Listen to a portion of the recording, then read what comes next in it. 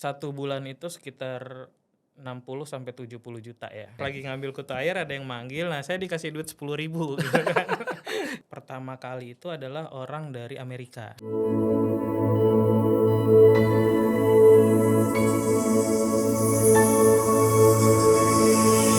Nol ke 1. Halo semuanya, selamat datang di podcast 0 ke 1.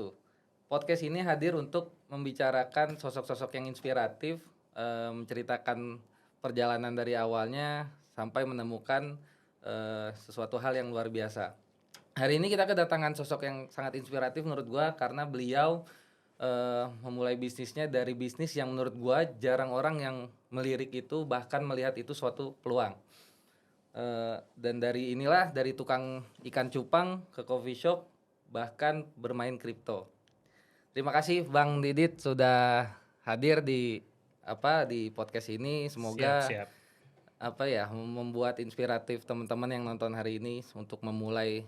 Dan kalau ngerasa takut ya inilah ada contoh Bang Didit memulai segala sesuatu yang nggak pernah takut gitu. Nah, boleh diperkenalkan Bang, backgroundnya seperti apa? Oke, selamat berjumpa di podcast 0 ke 1. Nama gue Ahmad Hidayat, tapi biasa orang panggil-panggil Didit lah. Oke. Nama panggilan dari orang tua. Nah, kalau boleh tahu Bang, background Abang itu sebelumnya tuh apa sih sebelum mulai bisnis itu tuh? Oke, sebelumnya gue pernah jadi TU di salah satu perguruan. Lalu gue pernah jadi guru juga, mengajar teknik produktif ya di TKJ. Lalu pernah jadi wakil kepala sekolah juga sih, sempat 6 tahun. Oke.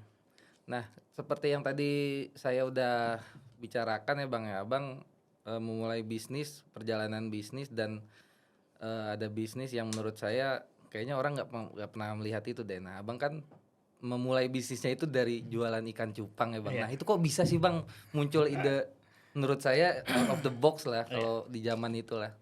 Nah, itu gimana tuh Bang? Iya, jadi ikan cupang ini kan sebenarnya bisnis itu kan ada beberapa hal ya. Ada yang memang orang benar-benar mau berbisnis atau ada orang yang memulai bisnis dari hobi. Nah, kebetulan gue yang kedua nih, Hobi memulai berarti bisnis ya, Bang, dari ya? hobi gitu. Jadi waktu itu kebetulan gue nikah di 2010, lalu istri gue juga belum hamil waktu itu selama 2 tahun ya. Akhirnya di 2012 gue sempat ngomong nih sama istri gitu, boleh nggak pelihara ikan cupang nih gitu buat refreshing lah gitu sambil nunggu momongan ya waktu itu gitu.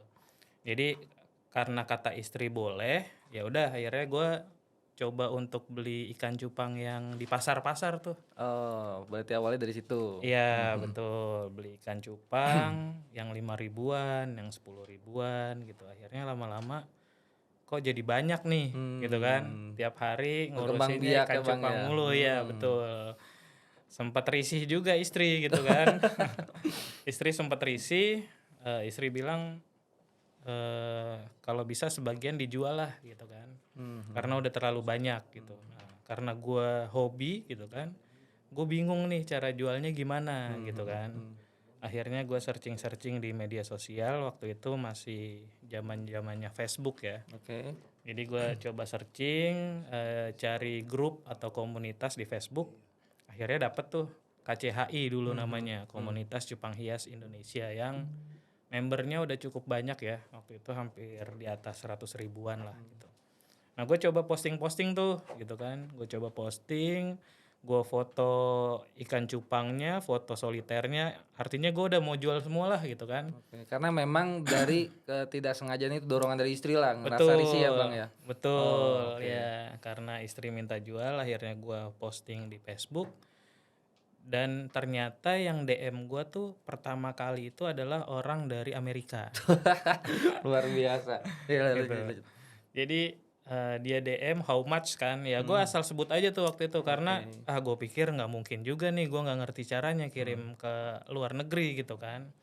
Akhirnya gue sebut waktu itu, kalau dirupiahkan kurang lebih 15 juta ya nilainya. Oh, di angka segitu. Di angka 15 Luar juta dengan total ikan itu sekitar 100 ekor lah. ya kalau gue hitung modal kalau di 10.000 berarti cuma 1 juta ya. Di tahun berapa Bang kalau boleh tahu itu? Itu 2013. Dulu 3 lumayan besar kalau di angka segitu ya. Iya betul. Jadi gua sebut angka di 15 juta dalam dolar waktu itu. Akhirnya langsung deal gitu kan. Wah, kok tiba-tiba deal nih gitu kan. Nah, setelah deal gue bingung cara ngirimnya gimana, cara pembayarannya seperti apa. Nah, dari situ gue coba cari tahu kan, tanya-tanya sama member di komunitas di Facebook. Akhirnya dikasih tahu ada transshipper di Indonesia, biaya pengiriman sekian, cara pembayarannya sekian gitu. Waktu itu ada 2 sih metode pembayarannya, ada yang menggunakan PayPal, ada yang menggunakan Western Union. Oke. Nah, setelah terjadi transaksi, ikan dikirim, pembayaran ditransfer 15 juta di luar ongkos kirim gitu kan. Nah, kebetulan gue kasih uang ini ke istri nih, 15 juta gitu kan. Ini hasil penjualan dari ikan cupang, gue bilang. Hah, istri gue kaget nih gitu kan. Kok bisa sebesar ini gitu kan. Akhirnya kata istri ya udah Bi, ini aja sisanya buat fokus belajar di ikan cupang gitu. Nah, akhirnya dari sana gue belajar bagaimana cara memilih indukan yang berkualitas, bagaimana cara memilih ikan yang punya bibit untuk jadi ikan yang berkualitas gitu, bagaimana ikut kriteria kontes. Nah, di situ gue banyak belajar. Oke. Tapi Bang kalau boleh tahu nih kan mungkin saya flashback ke belakang ya. Basic Abang memang pembisnis atau seperti apa gitu Bang? Oke, jadi dari orang tua memang wirausaha ya. Oh, wirausaha. Iya, wirausaha, punya bisnis wartel dulu tuh tahun 90-an. Lalu punya toko sembako. Jadi mungkin jiwa bisnisnya terbawa nih ke anak-anaknya gitu. Dan sebelumnya memang dari SMA gue juga udah pernah narik angkot tuh. Oh, Gitu. pernah narik angkot. Iya, jadi di sana mental gue coba dibangun menjadi mental pebisnis gitu kan, karena di masa SMA yang banyak anak-anak kumpul sama temen ya gue justru bekerja keras gitu kan untuk mewujudkan sesuatu gitu. Dari sana mental gue dibangun supaya gue nggak gengsi lah gitu.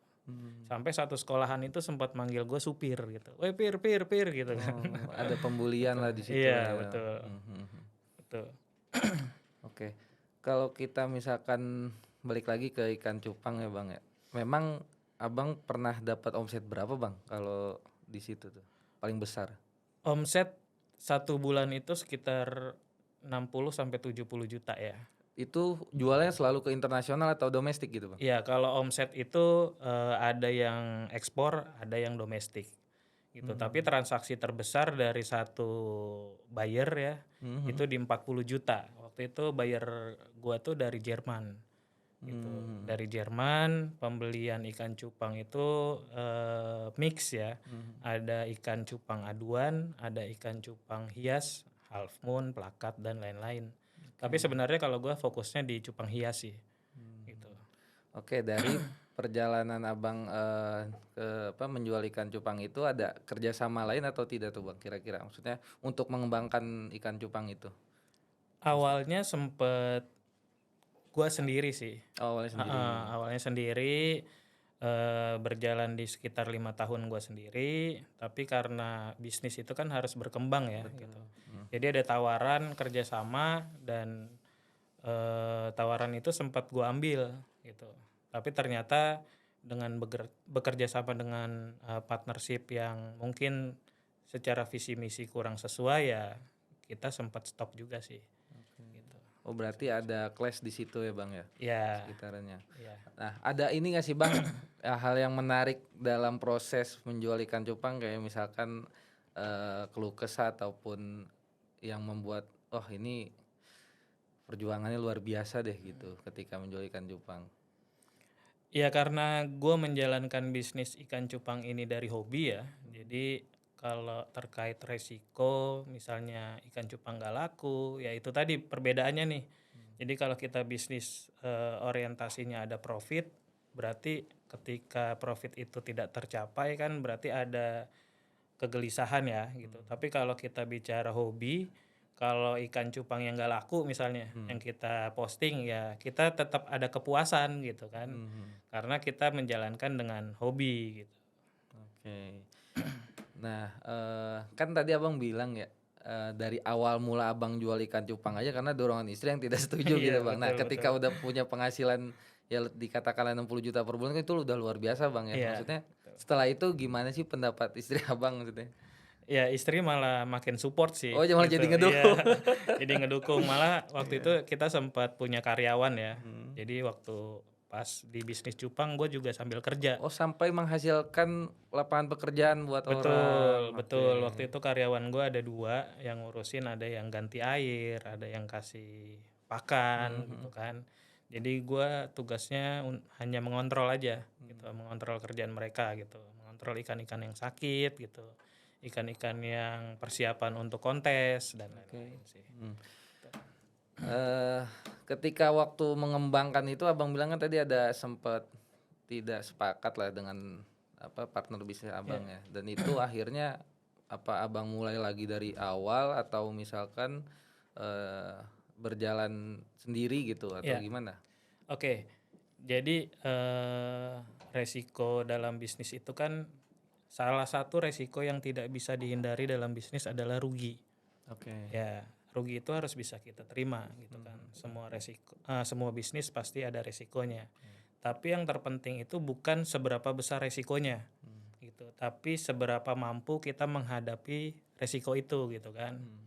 Karena di dalam Al-Qur'an sendiri ya gue coba nih Gak gue apa-apa. bukannya ini ya Oh, ini bukannya malah so bagus suci untuk nih ya. teman-teman nih yang Jadi di nonton. dalam Al-Qur'an sendiri di dalam surat Al-Baqarah ayat 153 gitu kan. Ya ayyuhallazina amanu sta'inu bisobri wasolah gitu kan. Jadi ketika kita menghadapi masalah gitu kan, bukan seberapa besar masalahnya, tapi bagaimana kita menyelesaikan atau menghadapi masalah itu. Kalau kata Allah, wahai orang-orang yang beriman, mintalah pertolongan Allah dengan sabar dan sholat, ya kan. Nah, kebanyakan orang ketika tertimpa masalah itu hanya dengan sabar aja, tapi tidak dibarengi dengan sholatnya gitu. Makanya kan kita sering dengar ya, aduh kita lagi ada masalah nih, yang sabar gitu Ya, kan, betul. yang sabar gitu. Tapi sebisa mungkin dimanapun setiap muslim ketika ada masalah wasobri wasolah gitu. Jadi dengan sabar plus dibarengi dengan sholat. Makanya Allah sambung lagi innallaha ma'asobirin gitu kan. Allah bersama orang-orang yang sabar. Gitu. Ya memang berarti dari bisnis abangmu apa dari cupang ini memang abangnya sendiri punya basic dari spiritualnya menurut saya luar biasa juga Wah, sih. enggak lah. Yang akhirnya apa ya semua bisa survive lah dari situ. Nah ini Bang ada kualitas kalau misalkan nih Bang bicara ikan cupang itu di Indonesia kualitas ikan cupang itu di mata dunia seperti apa sih Bang? Ikan cupang ini kan jenis ikan yang hidup di tempat tropis ya, gitu. Di tempat tropis artinya di dunia ini Indonesia itu menjadi salah satu penghasil ikan cupang terbaik, gitu. Mungkin antara lain ada Thailand, sekarang mungkin udah ada Malaysia gitu. Tapi Indonesia itu masuk ke dalam 5 besar atau bahkan mungkin 3 besar gitu dengan kualitas ikan cupang yang baik gitu. Nah, ikan cupang sendiri di luar negeri itu seperti di Perancis, di Amerika gitu adalah ikan yang barang mewah gitu. Jadi kalau misalnya kita ekspor nih 1 ekor ikan cupang ya, kalau di Indonesia itu kan tempatnya itu kayak soliter ya, kecil ya. Iya, kayak Paling akuarium 20 gitulah ya. ya, akuarium kecil paling 20 kali 20 gitu. Tapi kalau di luar negeri ikan cupang tuh udah kayak dibikinin aquascape. Gitu. Satu aquascape yang mungkin panjangnya bisa 60 cm gitu kan. Di dalamnya ada aerator atau bahkan mungkin ada penghangat air gitu karena kan suhu di sana dingin. Gitu. Jadi ikan cupang ini di luar negeri jadi barang yang mewah gitu. Jadi potensial market dari Indonesia untuk ekspor ikan cupang itu sebenarnya cukup tinggi. Gitu. Karena ikan cupang di luar negeri kenapa menjadi barang mewah? Cukup sulit untuk di breeding gitu dengan kondisi cuaca di sana gitu. Misalnya cuaca ekstrim, hawa yang cukup dingin gitu. Kalau di Indonesia kan stabil ya, tropis gitu daerahnya. Gitu. Memang kan saya mah bukan penikmat ikan cupang Bang ya. Siap, Maksudnya saya siap. juga kadang bingung orang yang beli itu arahnya apa sih Bang? Maksudnya punya hiasan aja atau memang ada kontes dari warna atau apa? Iya, Seperti apa sih Bang? Maksudnya akhirnya orang jadi wah kayaknya gua harus pelihara ini deh gitu. ya. Jadi buyer atau pembeli ikan cupang itu ada beberapa kriterianya ya. Ada yang memang dia membeli untuk kontes, ya kan? Kontes IBC sebutannya, kontes biasa kontes internasional yang dilakukan setahun sekali, biasanya ada di Nusatik ya, di ASBSD. Lalu ada memang yang membeli untuk hobi, karena karakter ikan cupang ini kan cukup menarik ya. Dari sisi warna, dari sisi bentuk gitu kan. Dari sisi bentuk ada banyak bentuk gitu. Ada giant ya kan, ada serit yang memang asli dari Indonesia, ada half moon, ada plakat gitu. Dari sisi warna pun sangat banyak gitu. Mungkin bisa puluhan warna gitu kan. Jadi buyer ini membeli bisa untuk kontes atau bisa untuk hanya pelihara aja sih gitu. Nah, Bang, ini kan kita mau munculin perjalanan Abang nih secara di foto-fotonya ya di Facebook ini nih. Nah, boleh nggak sih Bang cerita-ceritain nih dari fotonya ini itu lagi ngapain sih? Terus ini pas lagi di fase apa sih Bang gitu loh. Oke. Jadi di foto sebelah kiri ya, ini tahun 2013. Waktu itu posisinya gue masih ngontrak rumah 3 petak gitu kan. Kebetulan kontrakannya sendiri itu punya mertua gitu. Jadi numpang lah tapi bayar kita. Dan sebelah kontrakan gue ini ada farm ikan cupang gue gitu. Jadi ini adalah proses mencuci soliter ya. Tempat ikan Tempat cupang ikan itu ya. cupang ya, tempat ikan cupang ini dengan ukuran yang paling kecil ya. Karena biasanya ukuran paling kecil ini untuk ikan-ikan sortiran. Gitu, ikan sortiran yang kita rawat supaya bentuknya maksimal. Gitu, dan warnanya juga menghasilkan warna yang bagus. Nah, mungkin di sebelah kanannya Dari jualan ikan cupang beli Pajero gitu. Luar ya, biasa. jadi alhamdulillah ya dengan pertolongan Allah gitu kan, qadarullah ya dikasih kesempatan untuk bisa merasakan atau menikmati dari hasil kerja keras gitu. Ada lagi nggak nih kira-kira yang bisa pengen tahu gitu ikan cupangnya Bang Didit ini tuh?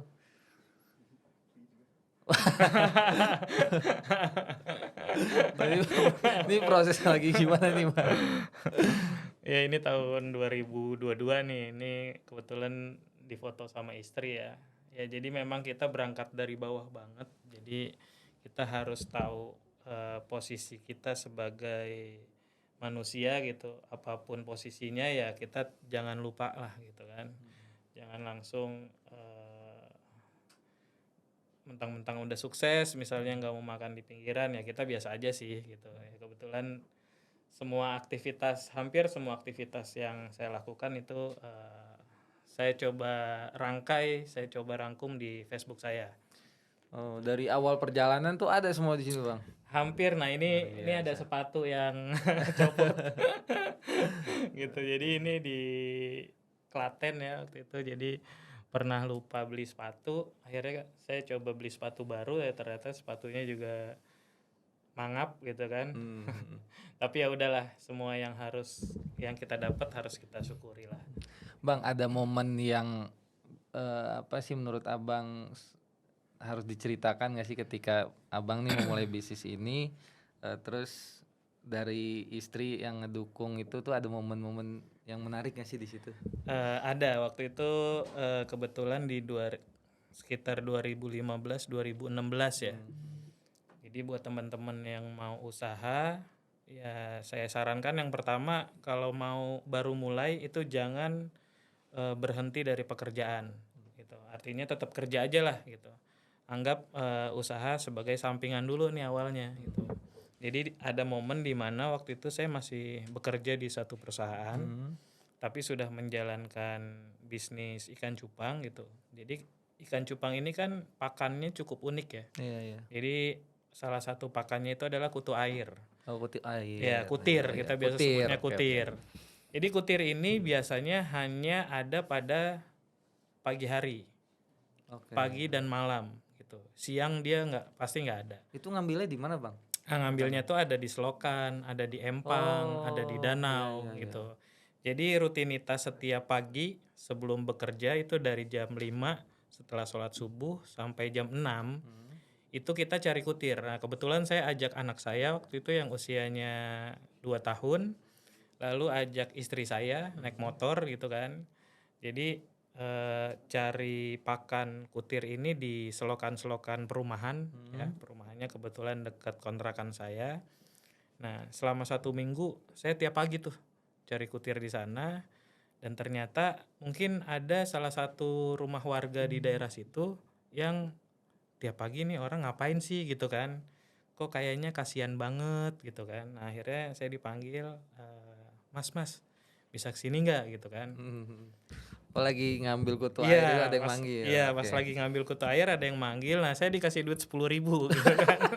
Itu maksudnya apa itu, Bang? Jadi si ibu-ibu ini bilang, nih mas buat jajan anaknya gitu kan. Ya mungkin cukup iba lah melihat saya gitu kan. Padahal ya dalam hati saya belum tahu aja nih penghasilan ikan cupang, tapi tetap saya terima. Oke. Gitu kan. Oh, berarti pada di masa itu penghasilan di ikan cupang udah bagus lah ya, Bang, ya? Udah di angka 20 sampai 30 juta. Itu apa per bulan tuh, Bang? Itu per bulan. Oh, Per bulan. dan itu ada yang ngasih 10.000. Itu ada yang ngasih 10.000 betul. Iya, iya, iya. Betul. Kalau ini kan, Bang, ya, kalau bicara bisnis kan selalu pasti ada resiko ya, Bang. Betul. Apa sih, Bang, resiko dari bisnis itu? Resiko ikan cupang ya pasti yang utama adalah air ya. Gitu. Resiko air, yang kedua adalah pakan. Kalau pakan alternatif kan banyak ya, ada cacing beku, lalu ada cacing sutra dan lain-lain. Cuma kalau kita mau cari dengan kualitas yang cukup baik untuk ikan cupang itu salah satunya adalah kutu air gitu. Oke. Ya salah satu resikonya adalah pakannya agak susah nih. Ya cari Ya. pakannya agak susah gitu. Dan dia juga tidak selalu ada di tempat yang sama. Oke. Gitu. Biasanya kalau habis hari ini hujan, besok udah nggak ada tuh. Oh, berarti Menghilang dulu. Berarti halangannya adalah setelah hujan ya. Betul, makanya biasanya kita melakukan pembekuan pada kutu air. Jadi kutu air yang berlebihan yang kita dapat setelah pencarian itu kita bekuin buat cadangan pakan. Gitu. Kalau pertanyaannya bagus nggak kalau dikasih pakan yang lain ya? Kalau kita di dunia cupang ya, memang yang paling bagus adalah kutu air. Gitu. Walaupun pakan cadangan yang alternatif yang tadi itu juga bisa. Juga bisa. Ya. Oke. Cuma kurang maksimal mungkin. Nah, Bang, kan namanya setelah udah menggapai sesuatu ya, Bang, ya, dari hal yang menurut Abang tadinya hobi terus akhirnya wah berpenghasilan situ, terus ada titik jenuh kan pasti, Bang. Iya, Maksudnya, betul.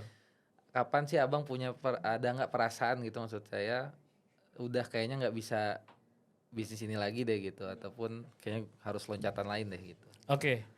Kalau kita bicara bisnis yang dari hobi, mungkin hampir tidak ada titik jenuh ya. Oh, Ya, kalau kita bicara hobi gitu. Tapi kalau kita bicara bisnis yang lain, saya ada beberapa bisnis yang lain. Ya, kalau dibilang titik jenuh itu adalah salah satu resiko dalam bisnis ya.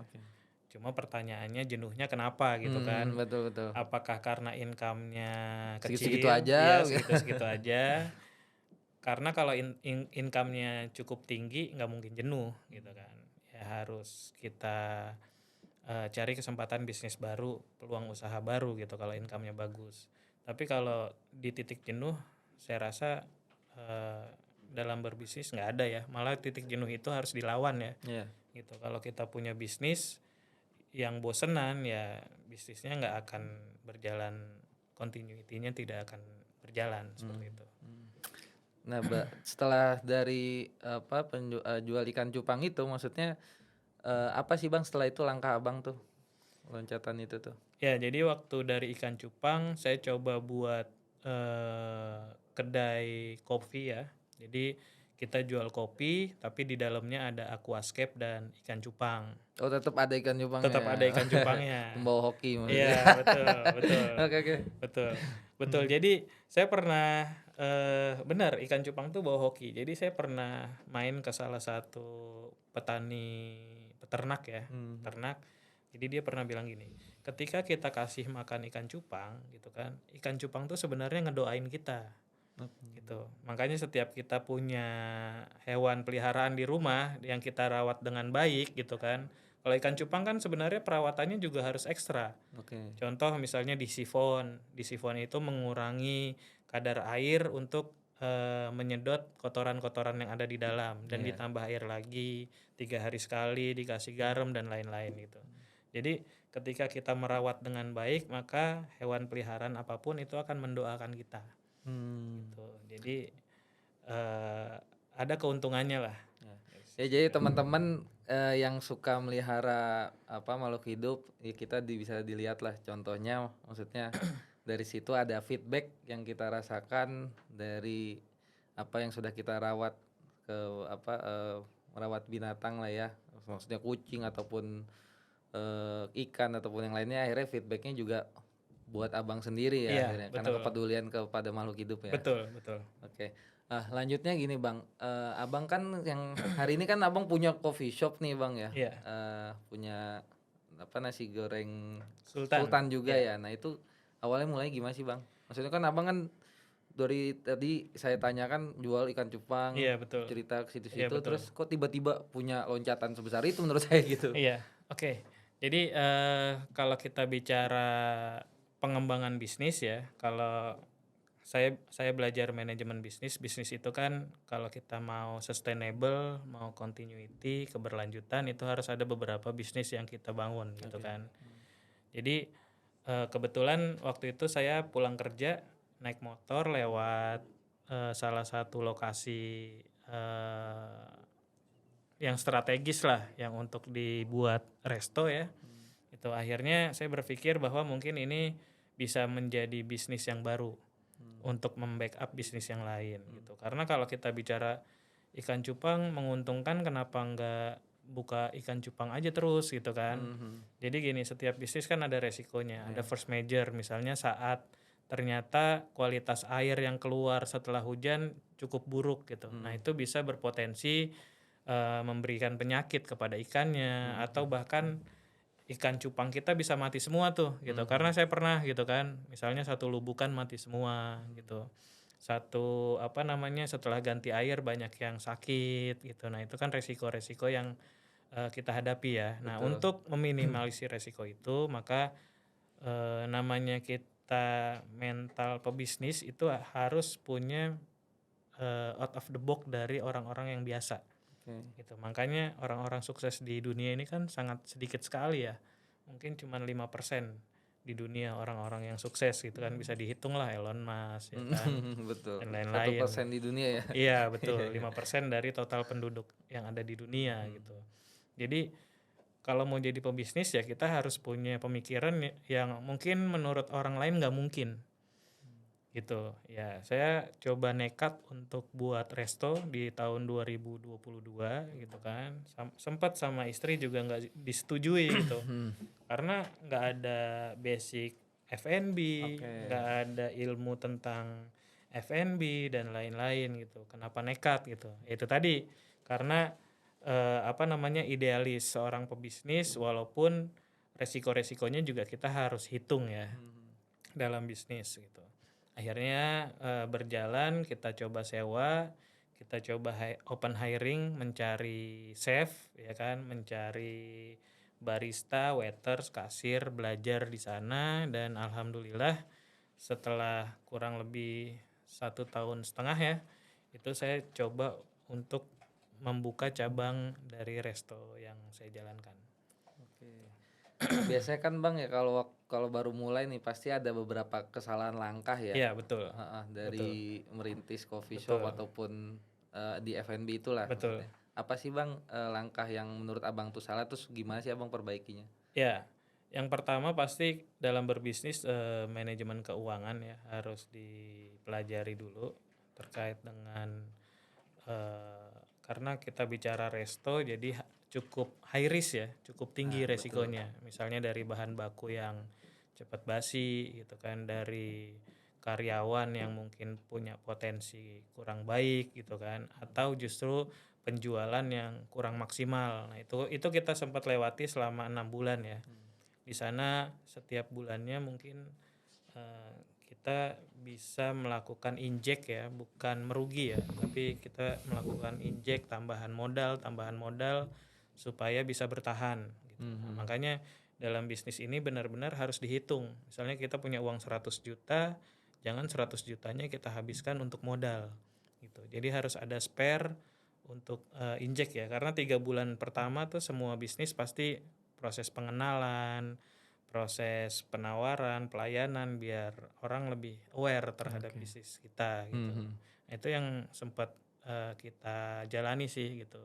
Jadi selama 6 bulan, tiap bulan kita minus, harus nambah buat operasional gitu kan. Tapi setelah kita pelajari mulai dari digital marketing, perbaikan pelayanan, manajemen keuangan dan lain-lain, ya alhamdulillah sekarang bisa berjalan.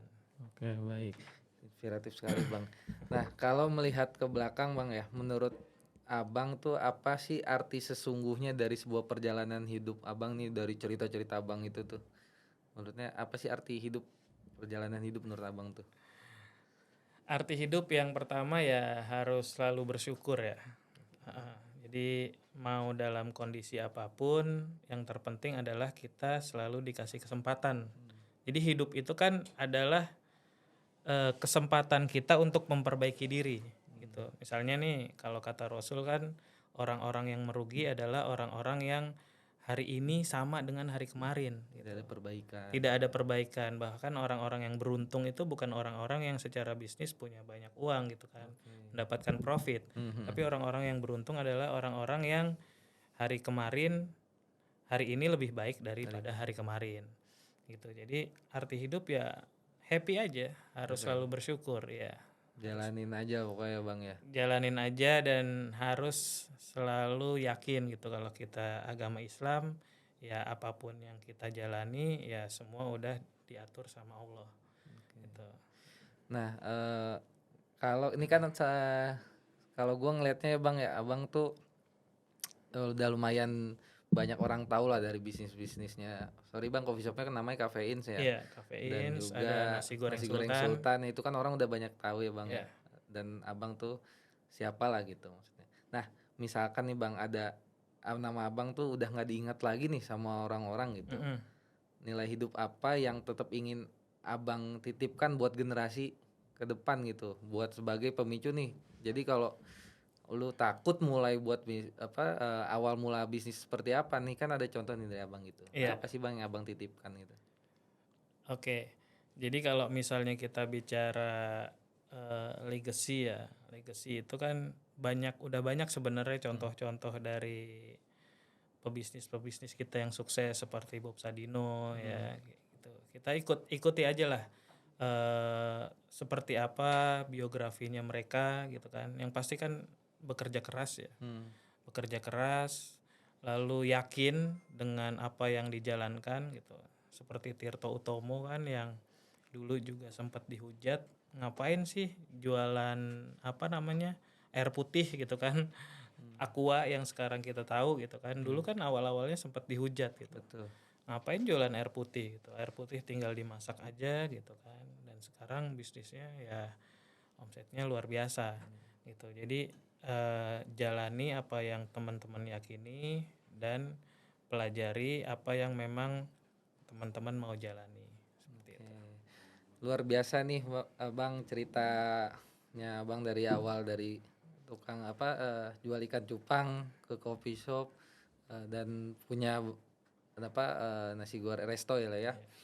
Ternyata benang merahnya yang saya tangkap itu ya berani memulai aja dulu Bang ya. Betul. Sama konsistensi terus belajar serta sabar mungkin Bang ya. Betul ya Bang. Mungkin itu aja sih Bang. Terima kasih juga nih udah berbagi ceritanya yang inspiratif. Semoga teman-teman yang nonton ini tidak takut untuk memulai, apalagi bingung lah mau melakukan apa di awal gitu. Terima kasih banyak sudah berbagi ceritanya Bang. Siap. Dan buat teman-teman yang mendengarkan, semoga obrolan ini jadi pengingat bahwa memulai dari titik nol, sebuah cerita selalu akan berawal gitu. Oke. Mungkin gue closing boleh ya? Oke, boleh silakan. Sorry Bang.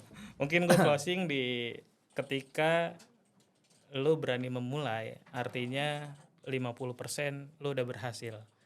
Tapi ketika lu tidak berani memulai, artinya 100% lu gagal.